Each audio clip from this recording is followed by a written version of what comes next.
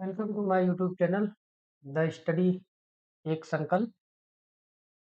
आप सब मेरे साथ इंडियन कॉन्स्टिट्यूशन एंड पॉलिटी पढ़ रहे हैं। अभी हमने पिछले लेक्चर में प्रस्तावना से जुड़े जो भी प्रारंभिक परीक्षा के अभ्यास प्रश्न थे हमने कुछ किए, और मुख्य परीक्षा पे भी हमने कुछ प्रश्न करके देखा। ठीक है। मुख्य परीक्षा पर अभी कुछ प्रश्न और हैं, मैं लिख देता हूँ, आप लोग प्रैक्टिस कर लीजिएगा। और आगे हम एक नए टॉपिक की शुरुआत करेंगे, मौलिक अधिकार, फंडामेंटल राइट्स। ठीक है ना। तो जो प्रस्तावना में कुछ क्वेश्चन जो पूछे गए हैं प्रीवियस ईयर में, आप लोग करके जो है मेरे टेलीग्राम चैनल पर पोस्ट करिए, भेजिए।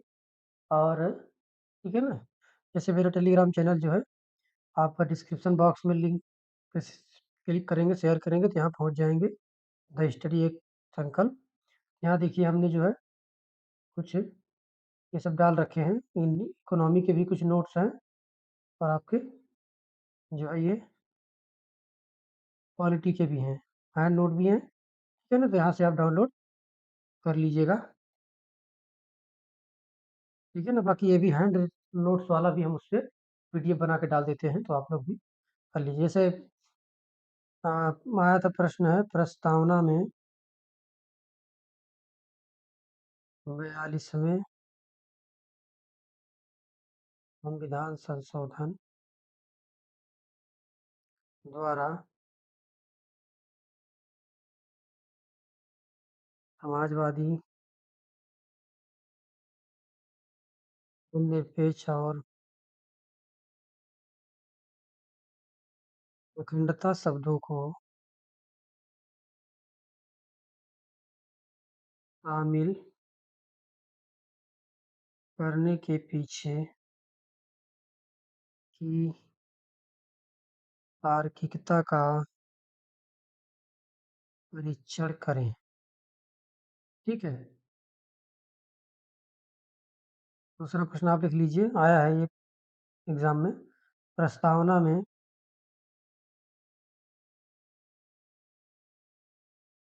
वर्णित गणतंत्र के साथ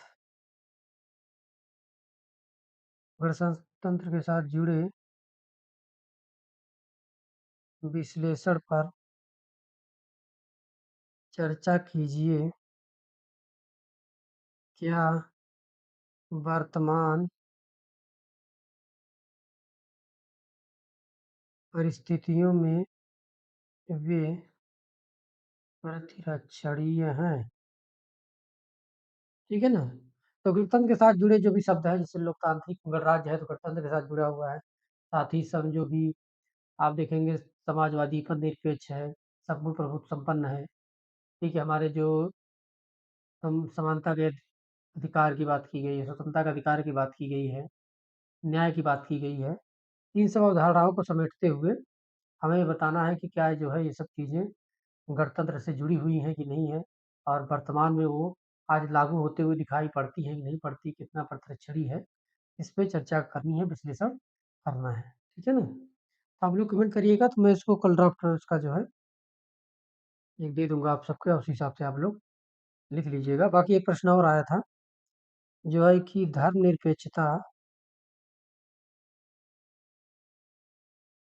के भारत के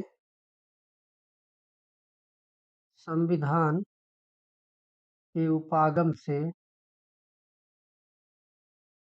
फ्रांस क्या सीख,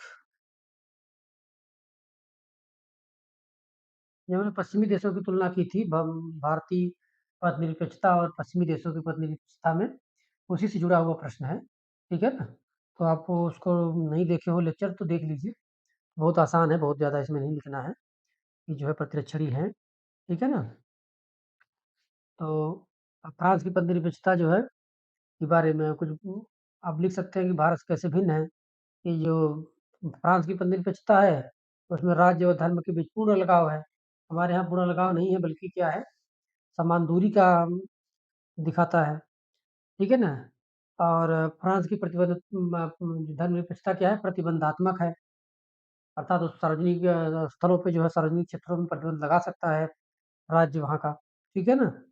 और धार्मिक प्रतीकों पर प्रतिबंध है, जैसे खान-पान नियमों पर भी निर्देश दिए जा सकते हैं। ये भी क्या करता है, ये भी आज़ादी में कहीं न कहीं एक तरह से हस्तक्षेप करता है और जिससे कई सारे इसके विरोध में कई सारी घटनाएँ फ्रांस में घटित हुई है, जिनको लेके पूछा गया था। तो आप 1-2 घटना अगर ज़िक्र जानते हैं, तो आप उसको ज़िक्र कर दीजिए और हाल-फिलहाल में कोई चर्चा में चल रहा है, तो उसका ज़िक्र करते हुए इसको एक तरह से बताइए, उसकी तुलना में भारत की धर्मनिरपेक्षता कैसी है? उसमें क्या मूल तत्व है जो समाज को बाँधे हुए हैं, इतनी ज़्यादा डाइवर्सिटी में भी? तो ये सब चीज़ें हम करके भारत की धर्मनिरपेक्षता को बताते हुए फिर हम इस प्रश्न का उत्तर लिख लेंगे, ठीक है ना? 150 शब्द में आया था, तो लिख लीजिए 150 शब्द में, ठीक है ना? तो अब हम अगला टॉपिक शुरू करते हैं, जो है,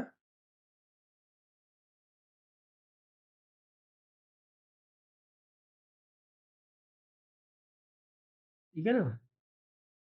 देखिए, जो भी चीज़ें हम पढ़ेंगे, हमने बताया था कि जो भी पहले तो जो तथ्यात्मक होंगी, तथ्यात्मक होंगी, उसको हमने कवर करेंगे, ठीक है ना?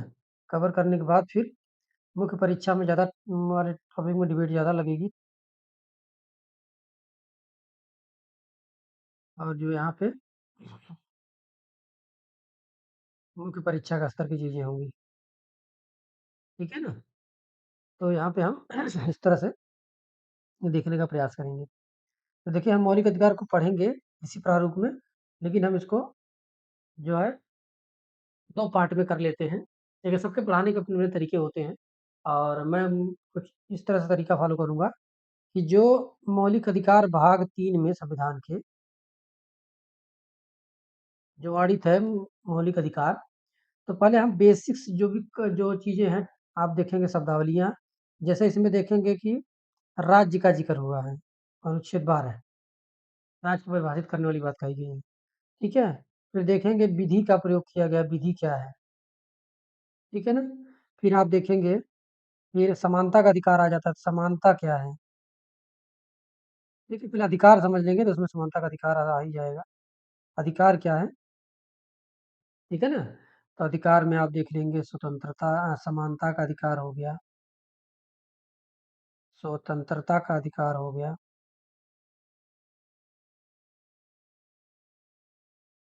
धार्मिक का हो गया, ठीक है ना? बाकी देखेंगे जो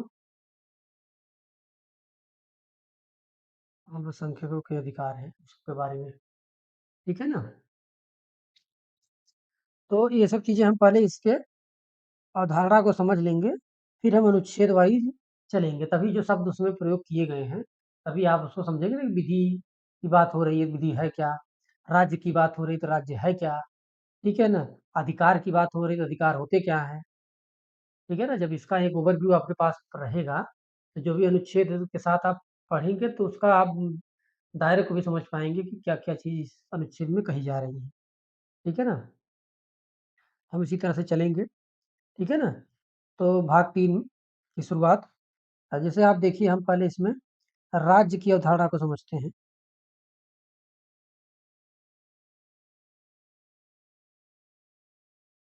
पॉलिटी में देखेंगे कैपिटल एस से लिखा होता है, ठीक है ना? अगर स्मॉल एस से लिखा हुआ है तो उसको मान के चलिए जैसे आपका हमारा हो गया क्या कहते हैं कि उत्तर प्रदेश हो गया, बिहार हो गया इत्यादि, ठीक है ना? इस तरह से चीज़ें आपकी रहती हैं, इसलिए आपने जब पढ़ेंगे तो कैपिटल एस है तो उसका मतलब आप राज्य की बात कर रहे हो, देश स्तर वाली राज्य की बात कर रहे हो, ठीक है ना? देखिए राज्य की जो है कि बहुत सारे इसमें डिबेट हैं कि जो अलग-अलग विचारकों ने भी राज्य की अवधारणा पे अपने-अपने मत दिए हैं। लेकिन जो अगर शर्त जो है कि राज्य की शर्त जो पूरी करता है, कुछ उसके बिंदु हैं जिसको अगर वो पूरा करे तो ही राज्य का दर्जा दिया जा सकता है। क्योंकि अभी देखेंगे विश्व में ऐसे कई देश हैं, जिनको स्टेट का दर्जा नहीं मिला हुआ है। मतलब कोई न कोई इन विशेषताओं को पूरा नहीं करते। ठीक है ना? तो आप ऐसे देखेंगे, ठीक है ना? गूगल सर्च कर लेंगे तो आपको ऐसे राज्य मिल जाएँगे। देखिए कहा जाता है कि राज्य के 4 अनिवार्य तथ्य हैं। ठीक है ना? तभी उसको राज्य की श्रेणी में रखा जाएगा, नहीं तो राज्य नहीं कहा जाएगा। पहला है, क्या है कि एक निश्चित भू-क्षेत्र हो उसके पास, इससे प्रश्न आया था, ठीक है? एक जन उस भू-क्षेत्र में रहने वाली जनसंख्या हो, फिर उसकी एक सरकार हो और वो सरकार क्या हो? संप्रभु हो, ठीक है ना? इन 4 शर्तों को जो पूरा करता है वही कहा जाता है, जो है राज्य, ठीक है ना? तो देखिए और ये राज्य की अवधारणा की बात हो गई। अभी देखिए हम उस तरह से नहीं जा रहे हैं कि राज्य का विकास क्रम कैसे हुआ, राज्य की अवधारणा का जो है बनी है तभी भी जो वर्तमान लोकतांत्रिक व्यवस्था में राज्य का प्रारूप है, उसमें क्या बदलाव की ज़रूरत है, क्या है? ये सब बड़े डिबेट के मुद्दे हैं जो उस स्तर तक अभी हम नहीं देखेंगे। आगे की जब हम कुछ टॉपिक कवर कर लेंगे, अगर ऐसी चीज़ आएगी तो हम उस पे चर्चा हम सब करेंगे, ठीक है ना? तभी हम जो ज़्यादा ज़रूरी चीज़ें हैं अभी उसको हम देखते हुए चलते हैं, ठीक है ना? तो देखिए राज्य का क्या उद्देश्य है, ठीक है ना? तो जो राज्य है अगर ये सब चीज़ें अगर शर्त पूरी कर रहा है तो उसको राज्य कहा जाएगा, ठीक है ना? तो राज्य का कार्य क्या है? राज्य का कार्य है कानून और व्यवस्था को बनाए रखना,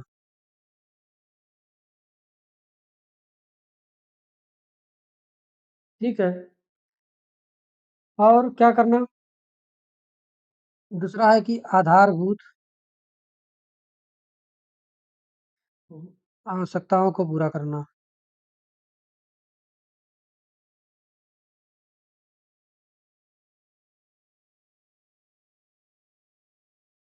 तीसरा आप लिख सकते हैं गुणवत्तापूर्ण जीवन,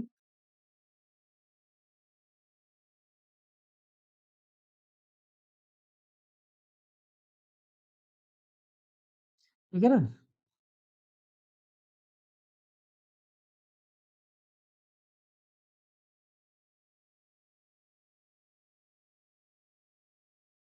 जैसे देखिए राज्य के कार्य आपको दिखाई देते हैं, ठीक है ना? और यहाँ लिख सकते हैं आप आधारभूत इसका मतलब सेवा प्रदायक के रूप में कार्य करना, ठीक है ना? आधारभूत आवश्यकताओं को पूरा कर राज्य मतलब सेवा प्रदायक की भूमिका निभा रहा है, ठीक है ना? और भारत का जो राज्य है उस व्यवस्था वो क्या है कल्याणकारी चरित्र का है, ठीक है? ये सब चीज़ें होती हैं। तो अब देखिए ये सब चीज़ें राज्य करता है, ठीक है ना? ये राज्य की ज़िम्मेदारी दी गई है कि राज्य सब कार्य करेगा, ठीक है ना? और राज्य का काम क्या है? तो कानून व्यवस्था बनाए रखना और कानून बनाना भी, कानून का निर्माण एवं लागू करना। सरकार रहेगी, सरकार कानून बनाएगी, उसको लागू भी तो करेगी, ठीक है ना? ये सब चीज़ें और कानून व्यवस्था के साथ ही आप लिख सकते हो कानून का पालन न करने पर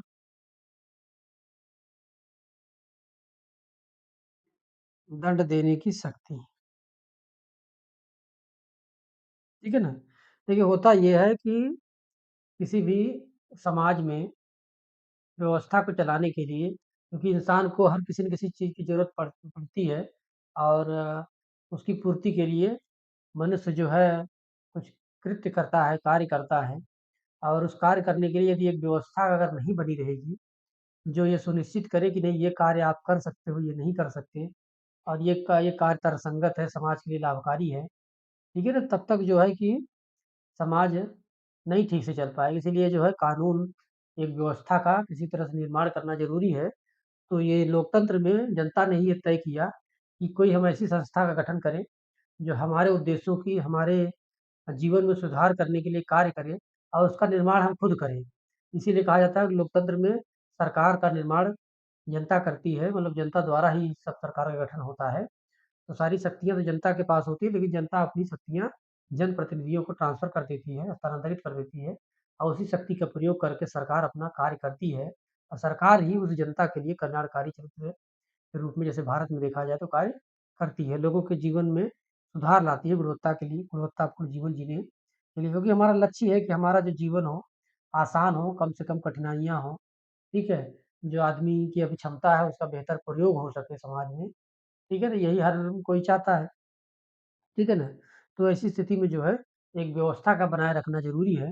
तब जो है राज्य नामक संस्था का निर्माण किया गया कि नहीं, राज्य ऐसा कार्य करेगा।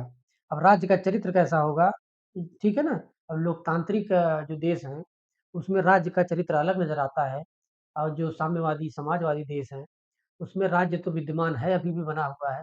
क्योंकि देखेंगे जो समाजवाद का अगला चरण है, साम्यवाद है और साम्यवाद का जो अंतिम रूप जब आएगा तो कहा जाएगा कि पूर्ण जो है समानता होगी लोगों में और जो है आर्थिक शोषण बिल्कुल खत्म हो जाएगा, समानता बिल्कुल स्थापित हो जाएगी और जो है कि फिर राज्य की ज़रूरत नहीं पड़ेगी, ऐसे में राज्य समाप्त हो जाएगा एक समय सीमा के बाद। लेकिन अभी देखा जाए देश दुनिया में भी जो भी यात्रा हुई है इन सब की, अभी भी सब जगह राज्य बना हुआ है। जो है कि अब देखेंगे कुछ राज्य अधिनायकवादी चक्कर में देखे जाते हैं, ठीक है ना? तो उन देशों का समाजवादी, साम्यवादी देशों का जो राज्य का चरित्र है और लोकतांत्रिक देशों में राज्य का जो चरित्र है उसमें बहुत अंतर पाया जाता है। ठीक है ना? तो हम यहाँ पे भारतीय संविधान के संदर्भ में पढ़ने का जानने का प्रयास कर रहे हैं। ठीक है ना? ये सब चीज़ें जैसे देखिए जब हम कानून की बात कर रहे हैं, कई जगह प्रयोग कर रहे हैं, तो कानून का मतलब क्या होता है? छोटा कर देखो बहुत बार है वो सब नहीं समझना है कि हमें पूरी तरह ला के पढ़ाई करनी है। बस बेसिक समझ लेना है। कानून जो क्या करता है यह मनुष्य के आचरण एवं व्यवहार को नियंत्रित करता है। यही न करता है? जैसे कह दिया जब चोरी करना मना है भाई, ये चीज़ ठीक नहीं है समाज के लिए भी। अब इसको लो भाई, अगर कोई चोरी कर रहा है, अगर दंड नहीं दिया जाएगा तो समाज में जो प्रवृत्ति बढ़ जाएगी। ऐसे बहुत सारे पैदा हो जाएँगे कि इस लोगों को कोई दंड नहीं दे रहा है, ना कोई किसी का डर है। तो ऐसी स्थिति में कानून के माध्यम से उन पे नियंत्रण का प्रयास किया जाता है, उनके इस तरह के बिहेवियर पर कि आप जो है इस ना करिए। बाकी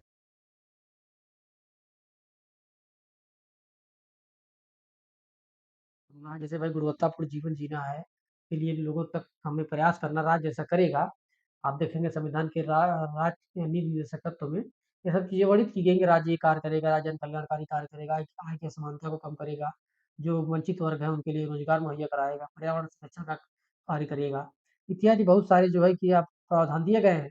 ठीक है ना? इसी क्रम में कि जो है कि उसके लिए भी नियम विनियम बनाए जाते हैं कि भाई आय जो है पॉलिसी बनाई जाती है और उसे लागू की जाती है, तो उसके लिए भी नियम कानून बनाए जाते हैं। तो वो भी जो है एक तरह से कहिए आचरण व्यवहार करने का तरीका है। लेकिन अब देखेंगे वो सकारात्मक हस्तक्षेप में है कि आप जो है नियम के माध्यम से भी विकास करने की ओर बढ़ रहे हैं। कोई पॉलिसी बन रही है तो किसी-किसी नियम के तहत हमारे संविधान ने आधार दे रखा, लक्ष्य दे रखा, उसकी पूर्ति के लिए हम बनाते हैं। तो इसीलिए जो है कानून का संक्षेप में आप अर्थ यही समझते रहेंगे तो और जो शब्द आएगा अनुच्छेदों में तो उसपे आप बेहतर चीज़ें लिख पाएँगे। ठीक है, तो आगे हम देखते हैं और हाँ, ये हो गया आपका राज्य के उदाहरण। अब हम देख लेते हैं विधि, ठीक है ना? अनुच्छेद 13 में इसका कई बार ज़िक्र आएगा, तो इसलिए जो है कि इसको समझ लेते हैं, ठीक है ना? विधि क्या है? विधि जो है कि विधि का शासन क्या है? ठीक है ना? ऐसे विधि आप देखेंगे संविधान में विधि देखिए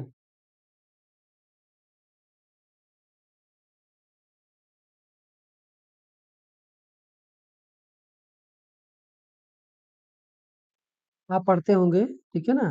पढ़ते होंगे कि भाई विधि का शासन है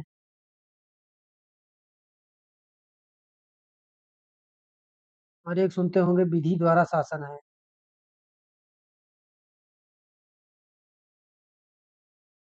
दोनों में अंतर होता है, ठीक है ना? विधि का शासन का मतलब होता है कि विधि ही सर्वोच्च है।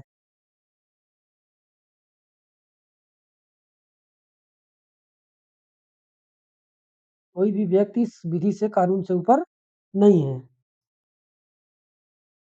विधिक भावना की प्रधानता होती है, ठीक है? और शक्तियों पर नियंत्रण होता है,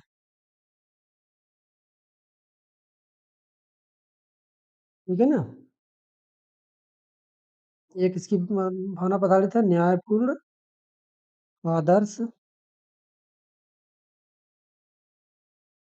समानता पर आधारित। ठीक है ना?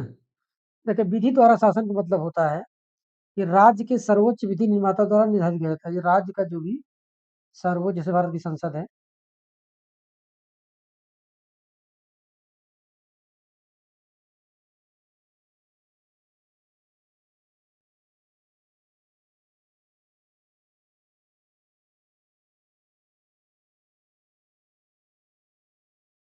ठीक है ना? आज जब ये राज्य हमारी संसद या विधायिका कोई कानून बना रहा है, तो विधायक कोई कानून नैतिक भी हो सकता है, कोई अनैतिक भी हो सकता है। ऐसा नहीं है कि सब नैतिक ही बने, ठीक है? अब जैसे मान लीजिए कि एक उदाहरण देख लीजिए कि दक्षिण अफ्रीका में रंग भेद के लिए कानून बनाया गया, जो रंग भेद को नहीं रोकता, ठीक है?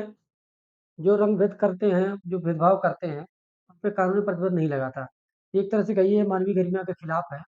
तो राज्य जो है विधि बनाकर कई सारे प्रतिबंध भी लगा सकता है विधि के नाम पर, ठीक है? जैसे आपने जो है अनैतिक विधि बना के उसको कहेगा राज्य कि ये उसको सही ठहराने का प्रयास करेगा, तो ऐसा भी हो सकता है। तो ऐसी व्यवस्था को कहा जाता है विधि द्वारा शासन। विधि का शासन होना चाहिए, विधि द्वारा शासन ठीक नहीं माना जाता, ठीक है ना? जैसे विधि का शासन में आप देखेंगे ये मूल संरचना का भाग है, सुप्रीम कोर्ट ने कहा।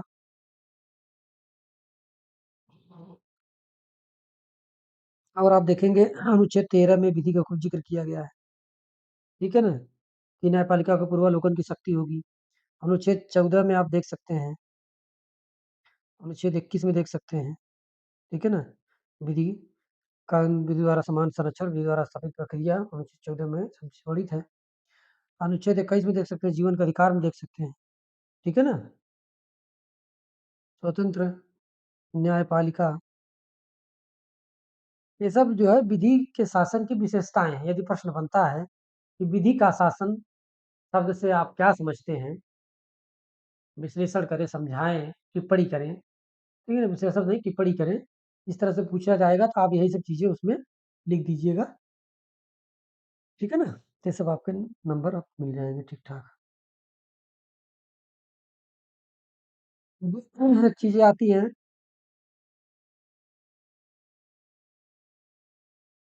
विधि द्वारा स्थापित प्रक्रिया, और यहाँ पे है विधि की सम्यक प्रक्रिया। अभी हम आगे पढ़ेंगे। ये हम ओवरव्यू दे रहे हैं ताकि जो चीज़ें अभी आगे अनुच्छेद वाइज आएँगी, ये शब्द प्रयोग होंगे, तो हालाँकि शब्द प्रयोग नहीं होंगे, बाद में ये धारा सुप्रीम कोर्ट द्वारा ली गई है। देखिए विधि द्वारा स्थापित प्रक्रिया जैसे जापान से लिया गया है, तो जापान इसका जो है आप देखेंगे कि अनुच्छेद 21 है कि विधि के अधीन, ठीक है ना? विधायिका द्वारा जो निर्मित विधि है, उसका विरोध भी देखा जाता है, क्योंकि विधायिका कोई भी कानून बना दे, अगर उसको सही ठहराएगी तो अधिकारों का हनन भी हो सकता है। इसलिए कहा जाता है कि भाई न्यायपालिका ऐसा संरक्षण प्रदान करे मौलिक अधिकारों का, ताकि लोगों के अधिकारों का हनन ना हो। तार्किक अगर प्रतिबंध लग रहे हैं तो उसमें कोई समस्या नहीं है, ठीक है ना? तो इसलिए कहा जाता है कि जो है संरक्षण होना चाहिए, और इसलिए न्यायपालिका का संरक्षण दिया गया है, ठीक है ना? यदि कोई कानून जीवन के गरिमामय स्थिति को कमजोर करता है, तो उसको जो है न्यायपालिका क्या कर सकती है, अवैध घोषित कर सकती है। अब यह हो गया विधि की स्थापित प्रक्रिया द्वारा ऐसा होता है, ठीक है ना? और अब ये अगला टर्म सुप्रीम कोर्ट ने दिया है विधि की सम्यक प्रक्रिया, ठीक है ना? इसमें कहा गया कि ये कार्यपालिका विधायिका दोनों पे लागू होता है।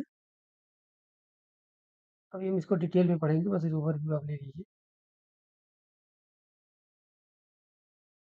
ठीक है ना?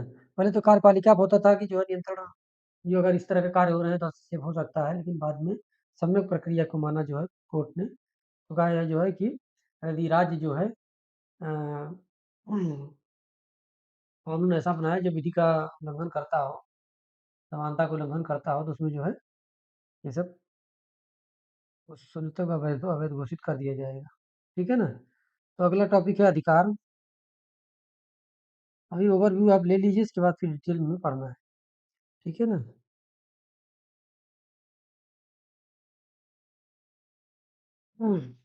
देखिए अधिकार क्या होते हैं? अधिकार है कि व्यक्तिगत दावे जो समाज द्वारा मान्यता प्राप्त होते हैं और राज्य के द्वारा संरक्षण किया जाता है। ठीक है ना? देखिए होता ये है कि यदि राज्य अधिकारों का संरक्षण न करे, तो कई बार होता ये है कि आप कहेंगे कि भई हमारा यहाँ रहने का अधिकार है, हम रह सकते हैं, लेकिन साथ-साथ में हम दूसरों को डिस्टर्ब कर रहे हैं। ठीक है ना? तो ऐसी चीज़ें नहीं होगी। तो राज्य अगर रहेगा उसमें इन्वॉल्व, तो तार्किक हस्तक्षेप करके संतुलन बनाने का प्रयास करेगा, ताकि जो है अधिकारों का उपयोग हो सके और लोग उसके अनुसार जो है अपने विकास क्रम में जुड़ सकें। ठीक है ना? तो कहा जा सकता है कि सामाजिक जीवन की वे दशाएँ जो व्यक्ति के व्यक्तित्व के विकास के लिए ज़रूरी होती हैं, वो अधिकार कही जाती हैं। ठीक है ना? और राज्य के विरुद्ध व्यक्ति के दावे हैं ये, जिन्हें समाज द्वारा अनुमति दी गई है और ठीक है ना? और अधिकार की धारणा आधुनिक लोकतांत्रिक समाज में अधिक विकसित हुई है, जब से लोकतांत्रिक देश जो भी हैं, लोकतंत्र का विकास हुआ, उसमें इस तरह की अवधारणा विकसित हुई है। ठीक है ना? तो आप सब देखेंगे, ठीक है ना? तो अधिकार के टॉपिक को हम जो है अगले लेक्चर में देखेंगे और इसको समझेंगे राज्य को, विधि को, अधिकार में जो भी अलग-अलग टॉपिक हैं, तो पहले हम जो है इस पे थोड़ा डिस्कशन कर लेंगे। इसके बाद में हम फिर अनुच्छेद वाइज़ जो है भाग 3 को कवर करेंगे, ठीक है ना? तो आप लोग देखते रहिए, थोड़ा-सा जो है अगले लेक्चर में हम मिलेंगे। तब तक जो है आप चैनल को देखिए मेरे, सब्सक्राइब करिए, लोगों तक पहुँचाइए और मेरे इस प्रयास का थोड़ा-सा लोगों को लाभ मिले, ठीक है ना? Thank you.